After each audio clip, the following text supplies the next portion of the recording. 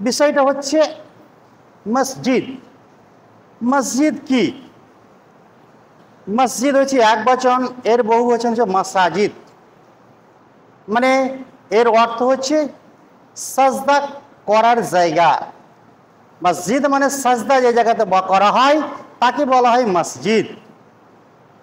তো এই যে মসজিদ, এই মসজিদের কত গুরুত্ব রয়েছে এবং আল্লাহ রাব্বুল আলামিন এই মসজিদ সম্পর্কে কি বলতে চাইছেন। আজকে দুঃখের বিষয়, আমরা অবগত, কম্পিউটারের যুগ, প্রত্যেকের পকেটে মোবাইল, দুনিয়ার দেশ বিদেশের খবর আমার চেয়ে আপনারা বেশি রাখেন, এটা আমি অবগত এবং আমি জানি। তারপরে দুই একটি কথা বলি। জি, আজকে আমরা ভারতবর্ষে বাস করি, আমরা সাধারণ বলি হিন্দুস্তান। হিন্দু জানেন, একজন সাঁওতাল, যখন আমরা এনআরসি হয় তখন সাতঘরিয়ার ফিল্ড এসেছিল, তো সাঁওতাল দুইজন পঞ্চায়েত, তো বক্তব্য করছিল একজন সাঁওতাল, বলছে হিন্দু বলে কোনো জাতি নেই, হিন্দুর মানে হলো চোর, ছাচ্ছর, লম্পট, বুঝলেন। বলছে তারপরে এরা হচ্ছে ব্রাহ্ম, যেটা হিন্দু দাবি করছে, এরা মাত্র ভারতবর্ষে 2.5%, ভারতবর্ষে 2.5%, তারপরে এরা রাজত্ব করছে। এরা চালাক কত মাল, বুঝতে পারছেন, এরা প্রচুর চালাক। আজকে এই যে ভারতবর্ষ, যে আমরা অবগত, জি আজকে মুসলমানের উপরে কত রকমের আজকে অপবাদ দিচ্ছে। বলছে মুসলমানেরা সন্ত্রাস, মুসলমানেরা হচ্ছে আতঙ্কবাদ, কত রকমের মানে অপবাদ দিচ্ছে, মিথ্যা অপবাদ। আজকে ভারতবর্ষে বড় বড় কলেজ আছে, বড় বড় স্কুল আছে, ইউনিভার্সিটি আছে, সেই নিয়ে কোনো সরকারের মাথা ব্যথা নাই, সেই নিয়ে সরকারের কোনো আলোচনা নাই, আপনার মিডিয়ার কোনো খবর নাই। কিন্তু যত অপবাদ, যত মিথ্যা খবর আজকে মাদ্রাসার, মসজিদ আর ওয়াকফের জমি নিয়ে, আপনারা অবগত সব আছেন। জি আজকে আমাদের জমি জায়গাগুলি সরকারের হাতে চলে যাচ্ছে, জি কিভাবে মানে দখল করা যায়। আজকে হাজার হাজার বিঘা জমি মুসলমানদের আপনার এত কবরস্থানে আছে, মাদ্রাসায় রয়েছে, এরা চক্রান্ত করছে। আমরা মনে করছি জি যে এখন মনে হয় মুসলমানদের শত্রু আরএসএস এর দল তৈরি হয়েছে। না, মুসার যুগে ইসলামের শত্রু ছিল ফেরাউন, ইব্রাহিমের যুগে, ইব্রাহিম আলাইহিস সালামের যুগে ইসলামের দিনের শত্রু ছিল কে? নমরুদ। শেষ নবীর দিনের ইসলামের বিরুদ্ধে আবু জাহাল, আবু লাহাব, উতবা, সাহেবা, তারা ছিল, যুগে যুগে চলে আসছে। এখন আরএসএস এর গন্ডা বাহিনী, তারা আজকে মুসলমানের শত্রু হয়ে দাঁড়িয়েছে। আজকে তাদের কত রকমের সারা, কত রকমের চক্রান্ত তারা করছে, গোপনে মিটিং, যে কিভাবে মুসলমানদেরকে উৎখাত করা যায়। আর মুসলমানের সন্ত্রাস আজকে অনেক মাদ্রাসায় তালা লেগে গেছে, অনেক মসজিদে বলছে কি যে রামের এখানে জন্ম হয়েছে, রাম আর কোথাও জায়গা পাই না, খালি মসজিদে জন্ম হয়েছে। এগুলো কি? সমস্ত মিথ্যা। জেনে রাখো, সরকার, মোদী সরকার, নরেন্দ্র মোদী আর এসে গন্ডা বাহিনী, মুসলমান যদি সন্ত্রাস হতো, মুসলমান যদি আতঙ্কবাদ হতো, তাহলে তোমাদের যে হাজার হাজার বছর আগের যেই আপনারই রয়েছে বলে আপনার যে মানে থানগুলি রয়েছে, মূর্তির যে থানগুলি রয়েছে, এগুলি একটারও চিনারি থাকতো না।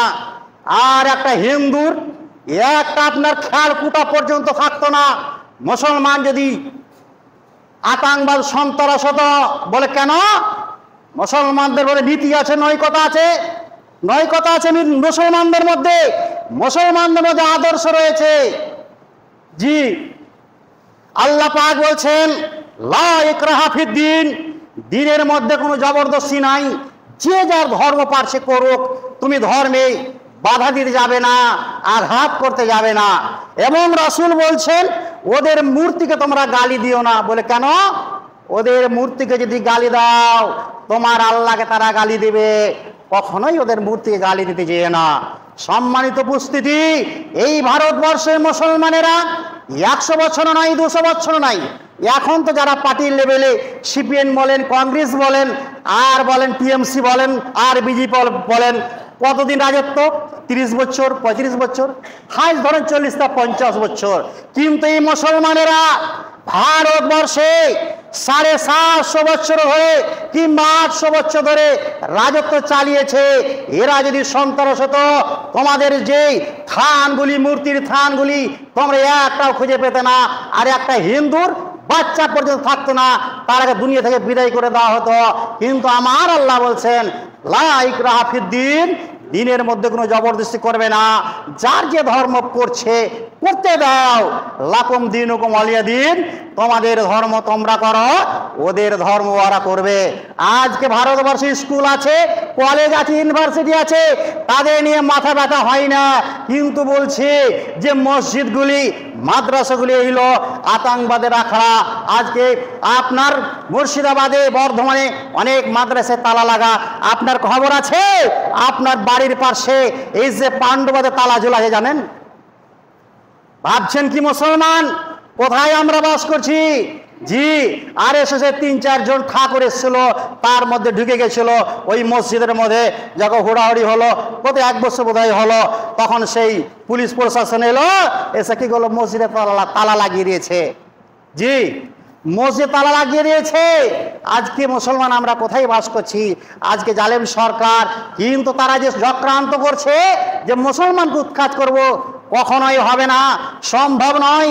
মুসলমানরা ছিল এবং আছে এবং কিয়ামত পর্যন্ত এই ভারতে থাকবে। আমার আল্লাহ বলছেন ইউরিদুনা লিইতফিউ নূরাল্লাহি বিআফওয়াহিহিম আল্লাহু মুতিম্মু নূরিহি ওয়ালাউ কারিহাল কাফিরুন। আমার আল্লাহ বলছেন তোমরা চাইছো ইসলামকে ফুৎকারি দিয়ে বুঝিয়ে দিতে। আমার আল্লাহ বলছেন আমি এই ইসলামকে, এই দ্বীনকে আরো প্রচার প্রসার করব, তারা যদি অপছন্দ মনে করে। সম্মানিত উপস্থিতি, তো আমি যেই আয়াত তেলাওয়াত করেছি মসজিদ, জি, আজকে মসজিদ প্রায় জায়গায় ভাঙা হচ্ছে। আপনাদের কাছে খবর আছে তালা লাগছে। একটাই কারণ যে মসজিদগুলি আবাদ হয় না, মসজিদগুলি আবাদ হয় না, তার কারণে আজকে এই অবস্থা। এবং অনেক বড় বড় মসজিদে তারা অপবাদ দিচ্ছে, কি করে মসজিদগুলি তালা লাগা যাবে। সম্মানিত উপস্থিতি, তারা বলছে যে মসজিদে রামের নাকি জন্ম, নাউজুবিল্লাহ। আমার আল্লাহ কি বলছেন? মাকানা লিল মুশরিকিনা আইয়ামরু মাসাজিদাল্লাহি শাহিদিনা আলা আনফুসিহিম বিল কুফর।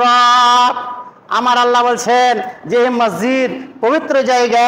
আমার রাসূল বলছেন আহাবুল বিলাদিল আল্লাহি মাসাজিদুহা ওয়া আবগাজুল বিলাদিল আল্লাহি আসওয়াকুহা। সারা পৃথিবীর বুকে, সারা পৃথিবীর বুকে সবচাইতে উৎকৃষ্ট জায়গা, সবচাইতে উত্তম জায়গা হচ্ছে আল্লাহর মসজিদ, এবং সবচাইতে জঘন্য নোংরা জায়গা হচ্ছে বাজার। অতএব আমার আল্লাহ বলছেন যে এই মসজিদ কোনো মুশরিক, কোনো বেঈমান, কোনো কাফের তারা নির্মাণ করতে পারবে না। তাদের টাকা 10টা টাকা এই মসজিদে লাগা যাবে না। আমার আল্লাহ বলছেন মাকানা লিল মুশরিকিনা আইয়ামরু মাসাজিদাল্লাহি শাহিদিনা আলা আনফুসিহিম।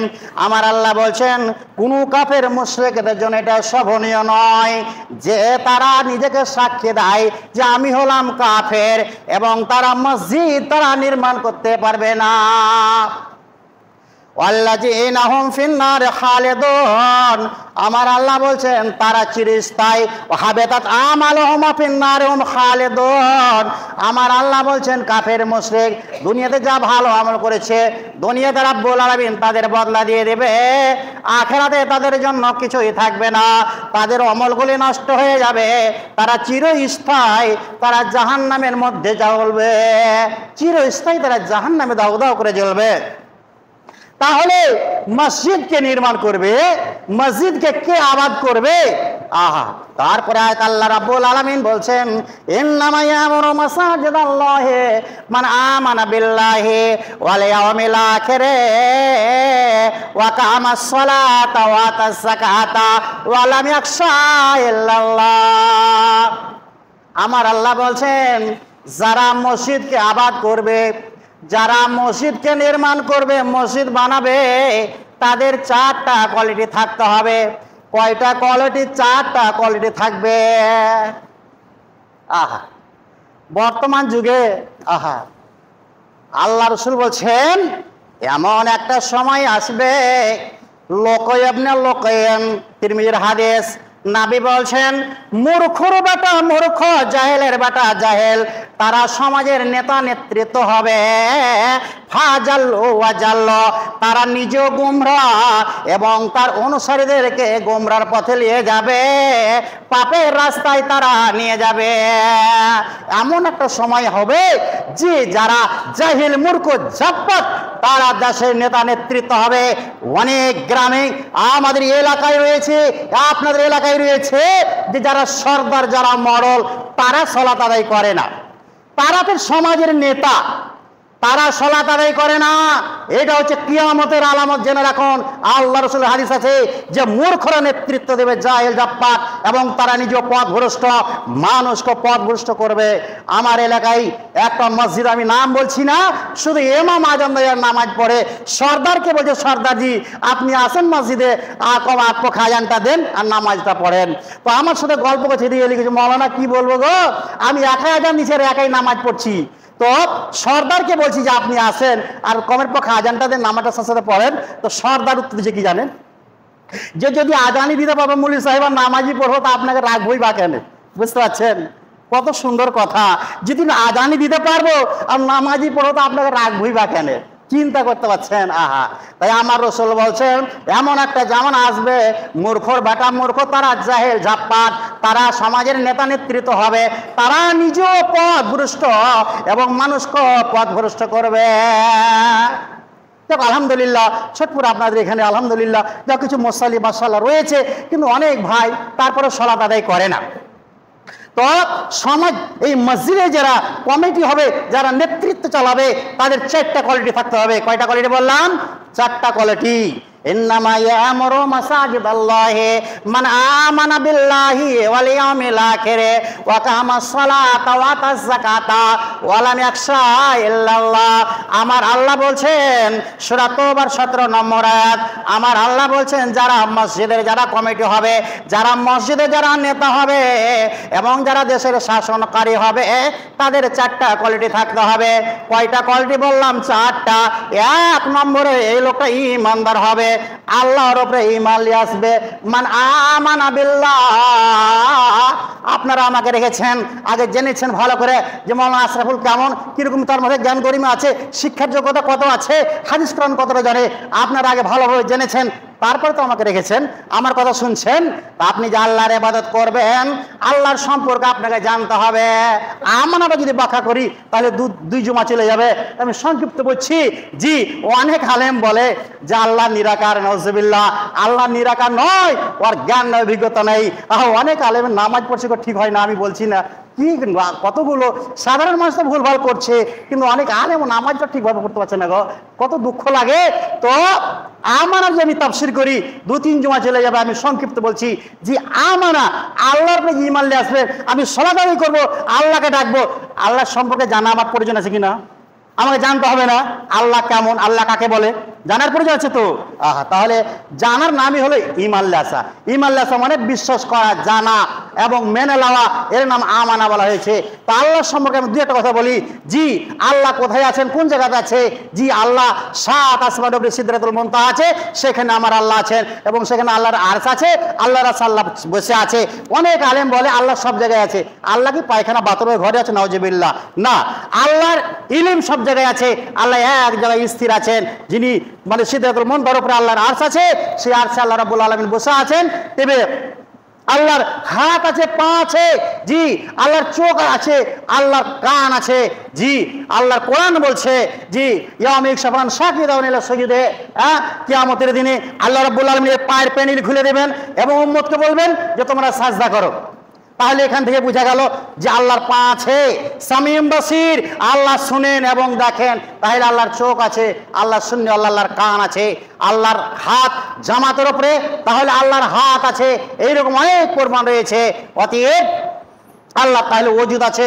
কিন্তু একটা কথা জেনে রাখতে হবে, কামিসলিহি লাইসা শাইউন, আল্লাহ পাক রাসূল বলছেন যে আল্লাহ কার মতো, এটা মুশাবাহাত দেওয়া যাবে না। কার মতো আল্লাহ কেমন, এটা কথা বলা যাবে না। আল্লাহু আ'লামু বিমুরাদি, আল্লাহ ভালো জানেন। কিন্তু আল্লাহর এইগুলো ওজুদ আছে, আল্লাহ নিরাকার নয়। তাহলে আল্লাহর উপরে ঈমান নিয়ে আসতে হবে। মান আমানা বিল্লাহি ওয়াল ইয়াউমিল আখির, পরকালকে বিশ্বাস করতে হবে। জি, এখন বৈজ্ঞানিক বলছে যে দুনিয়া একদিন ধ্বংস হয়ে যাবে, দুনিয়ার মানচিত্র থাকবে না, দুনিয়া ফানা হয়ে যাবে, দুনিয়া শেষ হয়ে যাবে। কিন্তু আমার রাসূল 1450 বছর আগে বলে গেছেন যে দুনিয়া কি হয়ে যাবে, চৈচির হয়ে যাবে, আসমান থাকবে না, জমিন থাকবে না, পাহাড় পর্বত ভেঙে টুকরো টুকরো হয়ে যাবে, ভেঙে চৈচির হয়ে যাবে, কিছুই থাকবে না। জি, আজকে আমরা দুনিয়া নিয়ে, আজকে টাকা নিয়ে, আজকে পয়সা নিয়ে, জমি নিয়ে আজকে আমাদের সেদিন দাঙ্গা, কিন্তু কিয়ামতের দিনে ইয়ামা ইয়াখরুজুনা, আল্লাহ বলে জাজুল আরজিল জালা ওয়া আখরাজাল আরজওয়াস কালাহা, আমার আল্লাহ বলবে জমিন তোমার মধ্যে যত টাকা আছে, সোনা চাঁদি সব উঠিয়ে দাও, সব উঠে যাবে। মানব দানব যা আছে, সোনার পাহাড়, টাকার পাহাড়, যারা চোর, যারা ডাকাত, টাকা লেগে চুরি চামারি কত মেটপিট করেছে, আল্লাহ বলবে কত সোনা লিবিলে, কত টাকা লিবি, কি করবে, কোথায় জ্বালিয়ে যাবে। আহা, তো কিয়ামত একদিন হবে, দুনিয়া ধ্বংস হবে, মানুষ কবর থেকে উঠবে, ইয়ার উপরে ঈমান নিয়ে আসতে হবে। তাহলে আল্লাহর উপরে ঈমান আর আখিরাতের ঈমান, দুটা হলো। আর কি, ওয়াকামাস সালাহ, তুমি যদি সমাজের তুমি যদি সমাজের নেতৃত্ব হও, নেতা হও, নেতৃত্ব দাও, সমাজকে পরিচালনা করো, তাহলে তোমার 3 নম্বর কোয়ালিটি হলো তোমাকে সালাত কায়েম করতে হবে। ওয়াকামাস সালাহ, তুমি নামাজি হবে, তুমি মসজিদের কমিটি হয়েছে, সেক্রেটারি হয়েছ, সভাপতি হয়েছ, তোমার মধ্যে সালাত থাকতে হবে। 5 ওয়াক্তের সালাত, 5 ওয়াক্তের নামাজ আপনার মধ্যে থাকতে হবে।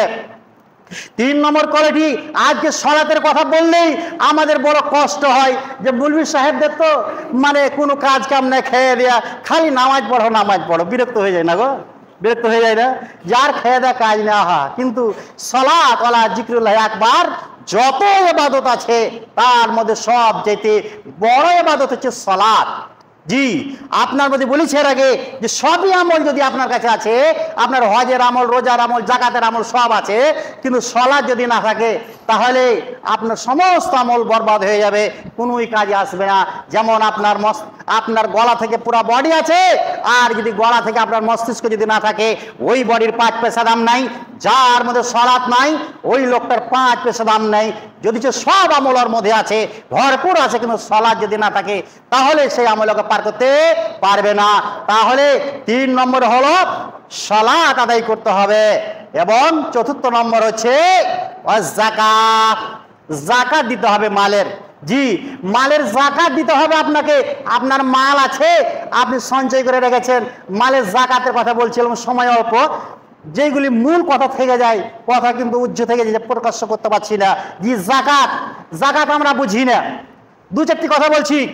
যতগুলি মানুষ আপনারা জমির ব্যবসা করছেন, বেচা কিনা করার জন্য আপনি জমি কিনে রেখেছেন, 5 লক্ষ টাকা দিয়ে জমি কিনে রেখেছেন, ওই জমির দাম এখন 10 লক্ষ টাকা, আপনাকে ওই 10 লক্ষ টাকার যাকাত দিতে হবে।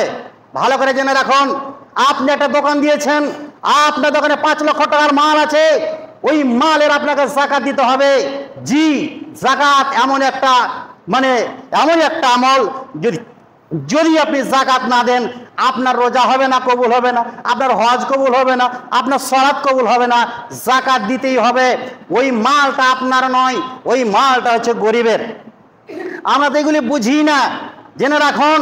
অতএব তারপরে আপনি সারা বছর যা ইনকাম করে খেয়ে পরে আপনার বেঁচেছে ধরেন 60-70-80 1 লক্ষ টাকা, এই টাকার আপনাকে যাকাত লাগবে। যাকাত কতটা? যাকাত 2.5%। কথা হয়তো বুঝতে পারি না। আপনি 50 লক্ষ টাকার আপনি জমি কিনে রেখেছেন, ব্যবসার খাতিরে ব্যবসা করবেন জমিটাই, এই জমির টাকার আপনাকে যাকাত লাগবে। তবে হ্যাঁ, বলেন যদি মৌলভী সাহেব আমি 2 বিঘা মাঠের জমি কিনেছি, আমি বাড়িতে খাওয়ার জন্য, আমার বাড়ির জন্য, এই জমির আপনাকে যাকাত লাগবে না। এটার আপনার যে ফসল হবে এটাই যাকাত আপনাকে লাগবে। আপনি ধান বুনেছেন, সরষে বুনেছেন, আপনি ধান লাগিয়েছেন, আর ভুট্টা করেছেন, আরো কিছু ফসল করছেন, ওখান থেকে আপনাকে যাকাত লাগবে। কিন্তু ওই জমি যে খরিদ করেছেন ওই মূল টাকার যাকাত আপনাকে দিতে হবে না। কিন্তু ব্যবসার জন্য আপনি যাহা কিছু কিনে রেখেছেন, জমা রেখেছেন, এই টাকার আপনাকে যাকাত দিতে হবে। এই টাকার যাকাত দিতে হবে। আপনার দোকানে আপনি একটা কাপড়ের দোকান দিয়েছেন, কাপড়ে 5 লক্ষ টাকার কাপড় আপনার দোকানে আছে, আপনি জানেন কত লক্ষ টাকার মাল আছে, আপনি হিসাব করে এসে কিছু একটা আপাজ হতে পারে, এই টাকা 1 বছর পার হয়ে গেলে আপনাকে এই মালের, এই কাপড়ের দোকানের, এই স্যান্ডেলের দোকানে যত টাকা হবে এই টাকার আপনাকে যাকাত দিতে হবে। সম্মানিত উপস্থিতি, হয়তো আপনাদেরকে বুঝাইতে পারি না, যদি কোনো কথা অস্পষ্ট হয়, বুঝতে না পারেন, আমি তো আছি মাশাআল্লাহ, এসে আপনার কাছে আমার কাছে জেনে নেবেন, আমি আপনাকে বলে দেবো। তো যাকাত দিতে হবে। তো যারা সমাজকে, যারা মসজিদকে যারা পরিচালনা করবে এবং আল্লাহর মসজিদকে তারাই তো ইবাদত মানে কি করবে, আবাদ করবে, তাহলে 4 নম্বর কি বললাম, যাকাত দিতে হবে। 5 নম্বর ওয়ালাম ইয়াখশা ইল্লাল্লাহ, ওই লোকটার মধ্যে আল্লাহর ভয় থাকবে। আল্লাহর ভয় তো আমাদের মধ্যে নাই গো। বলছে মৌলভী সাহেব অমুক হাজি হজ করে সব বেটিটাকে ফাঁকি দিয়ে জমি লিখে দিয়ে দিলে, বলছে বড় বাটাকে ফাঁকি দিয়ে ছোট বাটা ভালোবাসে জমি লিখে দিয়ে দিলে। তার মানে কি, আমি মৌলভী সাহেব আপনাদেরকে অনেক বড় বড় কথা বলছি, হাদিস কোরআনে কথা বলছি, কিন্তু আমি মৌলভী সাহেব আল্লাহর ভয় যদি আমার মধ্যে না থাকে, 500 টাকা দিলেন মৌলভী সাহেব, এই টাকাটা মরলকে দিয়ে দিও, আমি চল ভিতরে খরচ করে দিয়েছি। মানে কি, আমি নামাজ পড়ি, বক্তব্য করছি, তারপর আমার মধ্যে আল্লাহর ভয় নাই। যদি আল্লাহর ভয় না থাকে তাহলে এই টাকাটা আত্মসাৎ করতে আমার কোনো দ্বিধা নাই। আমি হারাম হালাল চিনতেই পারবো না, কাকে হালাল বলে কাকে হারাম বলে আমি চিনতেই পারবো না, অতক্ষণ পর্যন্ত, যতক্ষণ পর্যন্ত আল্লাহর ভয় আমার আপনার মধ্যে না থাকবে। জি, 1 টাকা মূল্য আসল কথা মিলিয়েছেন, আল্লাহর ভয় আছে, এই টাকাটা তো আল্লাহ মাফ করবে না, তাহলে 1 টাকা দেওয়া লাগবে। আপনি আমার বাড়ি এসে দিবেন, আমি ভুলে গেছি, বলে বলিস 1 টাকা পাবেন আপনি, এটা তো আপনার হক, এটা তো আল্লাহ মাফ করবে না, আপনি দিয়ে আসবেন। কখন? যখন আল্লাহর ভয় থাকবে। আল্লাহর ভয় নাই, আমি মৌলভী সাহেব নামাজ পড়ি, রোজা রাখি, হজ করেছি, বেটাকে ফাঁকি দেবো, বেটিকে ফাঁকি দেবো, মিথ্যা কথা বলবো, আত্মসাৎ করবো, সব করব, তারপরও নামাজও পড়ি, মাশাআল্লাহ রোজাও করি, ভালো কথা লোককে বলি, কিন্তু আমার মধ্যে যতগুলো আছে এইগুলির একটা কারণ, সেটা হলো আল্লাহর ভয় আমাদের মধ্যে থেকে উঠে গেছে রে। যদি আল্লাহর ভয় থাকে তাহলে সব জায়গায় আল্লাহর ভয় অন্তরে থাকবে। অতএব একটা মিথ্যা কথা আপনি বলবেন আল্লাহর ভয়, এটা মিথ্যা কথা বললাম, কাবিরা গুনাহ হয়ে গেল, বড় গুনাহ হয়ে গেল, ফাসেক হয়ে গেল। আপনি গাল দিচ্ছেন সাবাব ও ফসেকন, যারা গাল দেয় বকট ভাষা, এরা হলো ফাসেক। অতএব ফাসেক জান্নাতে যাবে না, যাবে? তাহলে আল্লাহর ভয় আমাদের অন্তরে সদা সর্বদা থাকবে। তাহলে আমার আল্লাহ বললেন, যারা মসজিদের নেতা হবে, মসজিদের কমিটি এবং মসজিদকে আবাদ করবে, তাদের 5টা কোয়ালিটি, মানা বিল্লাহ, 1 নম্বরে আল্লাহর উপরে ঈমান নিয়ে আসবে, আখিরাতের ঈমান নিয়ে আসবে, আখিরাতকে বিশ্বাস করবে, পরকাল আছে, একদিন দুনিয়া ধ্বংস হবে, কবর থেকে মানুষ উঠবে। 3 নম্বর হলো সালাত কায়েম করবে, 4 নম্বর হলো যাকাত দিবে, আর 5 নম্বর হলো ওয়ালাম ইয়াখশা ইল্লাল্লাহ, আল্লাহকে ভয় করবে, আল্লাহর ভয় তার অন্তরে থাকবে। উলাইকা ইয়াকুনা মিনাল মুহতাদিন। আমার আল্লাহ বললেন, 5টা কর্ম যদি থাকে, আল্লাহর উপরে ঈমান, আখিরাতের ঈমান এবং সালাত কায়েম করবে, যাকাত দিবে, 4 নম্বর হলো, 5 নম্বর হলো আল্লাহর ভয় তার মধ্যে থাকবে। এই 5টা আমল যার মধ্যে থাকবে, আমার আল্লাহ বলছেন উলাইকা ইয়াকুনা মিনাল মুহতাদিন, এই লোকটাই হেদায়েতের রাস্তায় রয়েছে। যখন আল্লাহর ভয় আমার আপনার যখন মধ্যে থাকবে, তখন হক চিনতে পারবো, কোনটা হক কোনটা না হক, কোনটা জায়েজ কোনটা না জায়েজ, কোনটা হালাল কোনটা হারাম, সব বিষয়ে আয়নার মতো চোখে ভেসে আসবে। কিন্তু আল্লাহর ভয় আমার মধ্যে নাই, আপনার মধ্যে নাই। অতএব সব আমার মধ্যে সবই পাওয়া যাবে, হারাম পাওয়া যাবে, মিথ্যা কথা পাওয়া যাবে, চুগলখড়ি পাওয়া যাবে, গীবত পাওয়া যাবে, সব পাওয়া যাবে রে, যখন আল্লাহর ভয় আমার মধ্যে না থাকবে। তাই আমার আল্লাহ 5 নম্বরে বললেন, ওয়ালাম ইয়াখশা ইল্লাল্লাহ, তোমার মধ্যে আল্লাহর ভয় থাকবে সদা সর্বদা। আল্লাহ বলেন উলাইকা ইয়াকুনা মিনাল মুহতাদিন, এই 5টা আমল যার মধ্যে থাকবে, আমার আল্লাহ বললেন এরাই হলো হেদায়েত প্রাপ্ত, এরাই সঠিক জায়গায় রয়েছে, এরা সঠিক জায়গায় রয়েছে। ব্রাদারের ইসলাম, সম্মানিত উপস্থিতি, আমি যেই কথাগুলি বললাম, মসজিদে অনেক আলোচনা আছে, আমি আর আগে বাড়তে পারছি না, সময় যেহেতু শেষ হয়ে গেছে। অতএব সময় শেষে গেলে কথা শেষ হয়ে যায় এবং মানুষের ব্রেন অন্যদিকে চলে যায়। যাই হোক, আমি আর আগে বাড়ছি না, মসজিদে অনেক কথা আলোচনা করা ছিল, আমি ইনশাআল্লাহ পরের যে হয়তো কিছু বলতে পারি। তো যাই হোক, তো আমরা এই যে মসজিদে জালসা করছি, এই টাকাটা হালাল টাকা আপনি মসজিদে দান করবেন। যেই টাকা চাঁদা দিবেন, যেই টাকা আপনি মসজিদে দিবেন, এটা হালাল টাকা দিবেন, তাহলে টাকাটা কাজে আসবে। হারামের টাকা মসজিদে খবরদার দিবেন না। আপনি যদি দিতে না পারেন তারও স্বীকার, আপনি দিয়েন না চাঁদা, 5 জন না দিলে মসজিদের অভাব অসুবিধা নাই, কিন্তু টাকাটা হালাল দিবেন, হারাম টাকা মসজিদে দিবেন না, খবরদার দিবেন না। আপনার তখন কাজে লাগবে না, আর এই টাকাটা খামোখায় আপনি নষ্ট করবেন, হারাম টাকা লাই এই হালাল টাকা দিবেন। এবং তাও আনালালের তাকওয়া, আপনারা নেকির কাজে ভালো কাজের সহযোগিতা করেন এবং মানে পাপের কাজ থেকে দূরে থাকেন।